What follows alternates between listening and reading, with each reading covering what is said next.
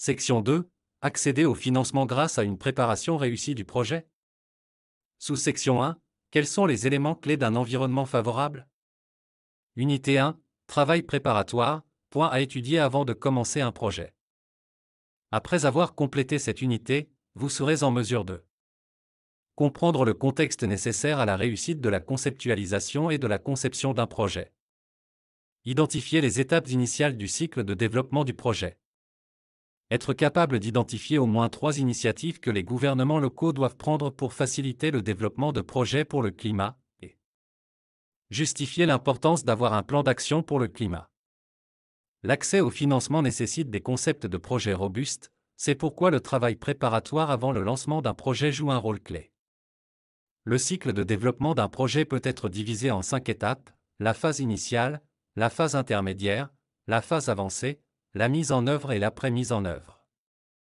Cette unité couvre les premières étapes de l'élaboration d'un projet, en commençant par les éléments clés d'un environnement favorable et d'une planification de l'action pour le climat. Les autres étapes et les activités connexes seront abordées dans l'unité suivante. Commençons par les bases. Qu'est-ce qu'un environnement favorable au développement d'un projet? Un environnement propice désigne les conditions dans lesquelles les risques sont minimisés et bien gérés. Cela signifie également que les droits, les rôles et les atouts de tous les acteurs concernés sont bien établis. La création d'un environnement favorable nécessite différentes formes de financement municipal, que ce soit sous la forme de ressources propres, de transferts gouvernementaux, d'avantages ou de partenariats publics-privés. Ce tableau montre les étapes à suivre pour créer un environnement favorable, ainsi que le rôle joué par les collectivités locales et régionales. On commence par concevoir la législation habilitante et les approches réglementaires. Pour ce faire, les gouvernements locaux doivent évaluer et définir le cadre juridique qui contribue à la mise en œuvre des actions pour le climat, ainsi que la réglementation en vigueur susceptible d'entraver un développement à zéro émission nette et résilié au climat. Ensuite, on doit créer des mécanismes qui facilitent la coordination verticale entre tous les niveaux de gouvernement. Cela peut se faire en intégrant les actions locales pour le climat dans les processus clés de l'allocation de la planification budgétaire. Il peut s'agir, par exemple, de réformes politiques nationales exigeant des gouvernements locaux qu'ils consacrent une partie de leur budget à des investissements climat. Ou des systèmes permettant d'apporter un financement public national aux actions locales pour le climat. En poursuivant ce type de coordination verticale, les priorités locales sont plus susceptibles de s'aligner sur celles du niveau national et de faire partie des plans nationaux d'investissement dans le domaine du climat. Par exemple, l'intégration verticale est souvent en place pour soutenir les objectifs des contributions déterminées au niveau national, que les gouvernements locaux contribuent à façonner. Selon le contexte, il peut être nécessaire de mettre en place ou de réformer des structures institutionnelles. L'objectif est ici d'assurer la stabilité et la stabilité des institutions, pour qu'elles soient capables de soutenir la croissance économique et d'attirer les investisseurs. Enfin, un environnement favorable requiert le consensus et la capacité des acteurs institutionnels, ainsi que leur leadership. Ceci est particulièrement vrai pour les acteurs clés tels que les politiciens et les technocrates. Tous les acteurs concernés doivent avoir des rôles et des responsabilités clairs, codifiés dans une structure de gouvernance stable. Avant de poursuivre, n'oubliez pas d'évaluer les capacités et les compétences du personnel de l'administration locale. Un projet a beaucoup plus de chances d'être mis en œuvre avec succès si les institutions qui le soutiennent disposent d'un personnel bien formé. Comme cela peut nécessiter le recrutement d'experts externes ou la formation du personnel interne, la collaboration avec des organisations internationales ou des initiatives telles qu'Urban Shift peuvent s'avérer très utiles. En d'autres termes, ces arrangements vont constituer la base du soutien institutionnel d'un projet et d'une gouvernance stable. Passons maintenant à la deuxième étape clé de la phase initiale de l'élaboration d'un projet, la création d'un plan d'action pour le climat. La planification urbaine aide les villes à identifier les besoins, ainsi qu'à fixer des objectifs et à les hiérarchiser. Sur cette base, elles peuvent définir leurs besoins financiers et allouer le budget en fonction de leurs sources de revenus et de leurs capacités. Un plan d'action pour le climat commence par une vision et des objectifs clairs de la part du gouvernement local. Viennent ensuite l'identification et la mobilisation des parties prenantes concernées. Si ces parties prenantes peuvent comprendre un large éventail d'entités différentes, elles n'auront pas toutes la même implication.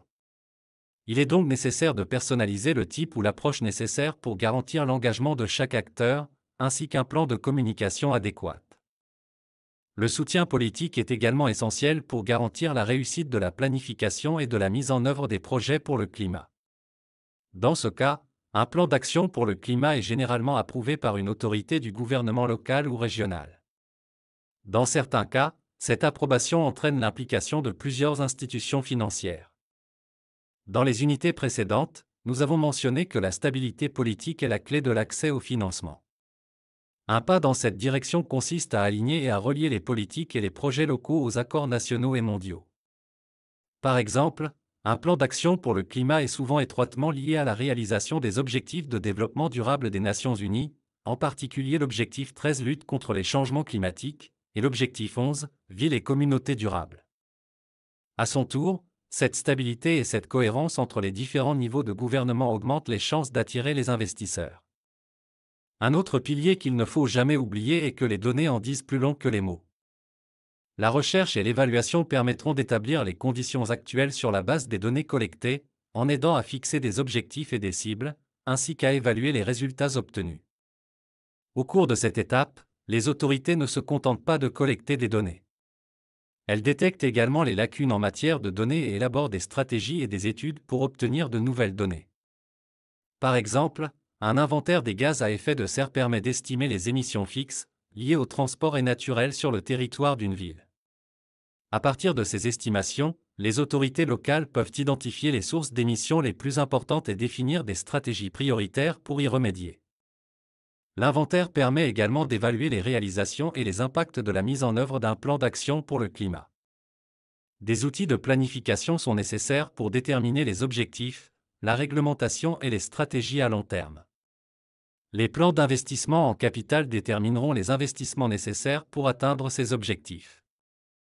Avant de passer à la diapositive suivante, résumons ce que nous avons vu dans celle-ci.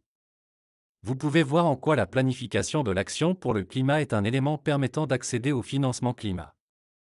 Il est basé sur des données climatiques et sert de feuille de route pour identifier des stratégies de réduction des émissions efficaces. Afin d'aider les collectivités locales, certains outils existent pour les guider et les aider dans la planification de l'action pour le climat. Examinons 4 d'entre eux. Tout d'abord, le programme Green Climate Cities DICLE guide les gouvernements locaux et régionaux dans l'analyse, l'action et l'accélération de l'action pour le climat. Il vise à intégrer le développement à faible émission et résilient au climat dans les politiques, les plans et les processus de développement urbain. Par exemple, le programme offre des outils pour l'engagement et l'autonomisation des parties prenantes et développe la capacité institutionnelle pour un développement à faibles émissions. Deuxième exemple, le plan d'action pour des villes vertes élaboré par la Banque européenne pour la reconstruction et le développement. Ce plan présente une méthodologie permettant d'évaluer les défis environnementaux et de les classer par ordre de priorité. Il contribue également à l'élaboration d'un plan d'action sur le climat par le biais d'interventions politiques et d'investissements dans des infrastructures durables. Autre exemple, le plan d'action pour l'accès à l'énergie durable et le climat s'adresse aux autorités locales d'Afrique subsaharienne. Il promeut une série de lignes directrices élaborées et soutenues conjointement par l'Agence de coopération in-allemande pour le développement, GIZ, et ICLE Africa. Enfin, un plan cadre d'urbanisme est un instrument qui garantit la cohérence d'un projet dans le temps. Il précise l'agencement proposé d'une zone et fait le lien entre les interventions prévues au niveau des bâtiments et des espaces dans une stratégie de mise en œuvre concrète. Pour en savoir plus sur chaque outil, nous vous invitons à consulter les liens qui se trouvent sur le diaporama téléchargeable. Résumons ce que nous avons vu dans cette unité. Nous avons appris qu'il est important d'avoir un environnement propice avant même de conceptualiser un projet pour le climat. En particulier, nous avons mentionné l'importance des capacités institutionnelles et de l'engagement politique. Ensuite, les gouvernements locaux devraient être en mesure de répondre à des questions telles que: quels sont les moyens de favoriser l'action locale pour le climat? Quel est le cadre juridique existant et comment peut-il être réformé ou mis en place?